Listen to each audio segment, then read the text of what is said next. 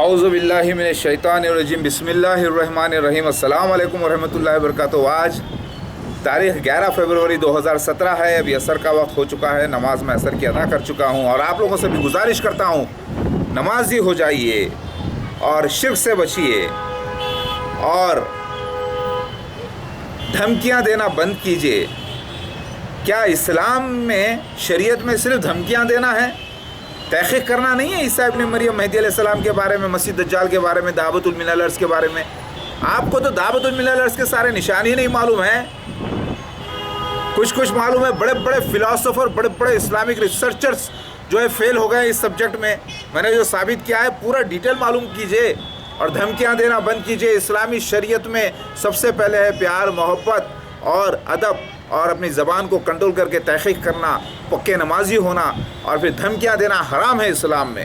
یاد رکھو، یہ تو دنیا والے مسلمان سمجھ رہے ہیں کہ عیسیٰ ابن مریم وہی جسم کے ساتھ آئیں گے، نبی ہوں گے، جبکہ قرآن حدیث سے گواہی دیتا ہے کہ وہ نبی نہیں، کسی بھی قسم کے۔ آخری نبی محمد مصطفیٰ صلی اللہ علیہ وسلم ہے، ان کے بعد کوئی نبی نہیں، اور شریعت اسلام آخری شریعت ہے۔ اللہ کے نبی اور اللہ کے سارے انبیاء علیہ السلام سچے، اللہ سچا، اس کے وعدے سچے۔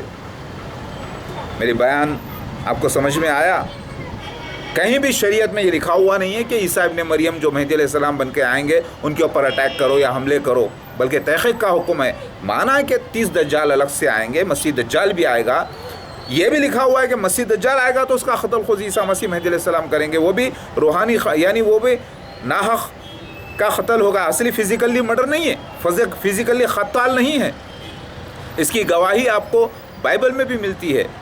منہ کی تلواروں سے عیسیٰ مسیح لڑیں گے، مسیح دجال سے منہ کی تلواروں کا استعمال ہوگا۔ حدیث میں ملتا ہے زبان بدترین فتنہ ہوگی، فتنوں کے زمانے میں زبان بدترین یعنی بہترین ہتھیار ہوگا، حق۔ اور قرآن پہ اللہ تعالیٰ فرماتے ہیں کہ ہم حق کی وار ناحق پہ ایسے لگاتے ہیں کہ پھر وہ سر نہیں اٹھا پاتا۔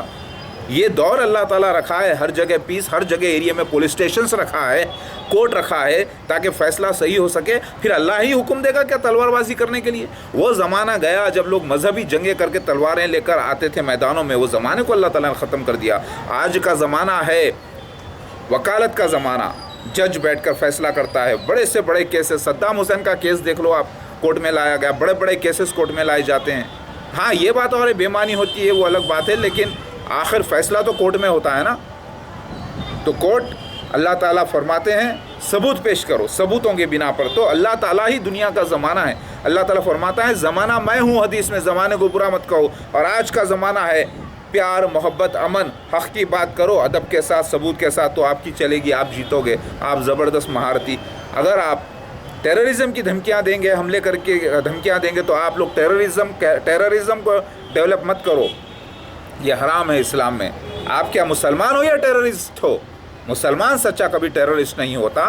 میرے محمد مصطفیٰ صلی اللہ علیہ وسلم پڑوسیوں کا جا کے سودا لاتے تھے، پڑوسیاں جب کچرا پھینکتے تھے تو آپ جا کے ان کی مزاج پرسی کی آپ نے۔